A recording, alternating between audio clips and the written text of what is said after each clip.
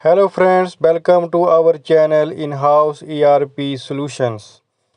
So on demand, I'm going to start a video tutorial series on HTML. So HTML is a hypertext markup language. This video series will going to be very benefited to all.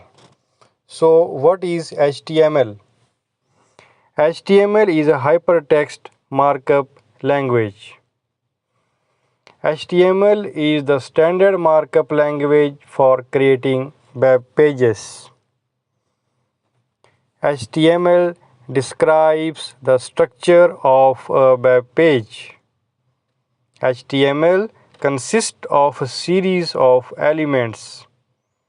HTML elements tell the browser how to display the content. HTML जो language है या website को बनाने के काम आती है। आप ये समझ लीजिए कि HTML एक बेस है जो कि सभी प्रोग्रामिंग लैंग्वेज के साथ यूज़ होता है टू क्रिएट वेब पेजेस और वेबसाइट और any web application or web software.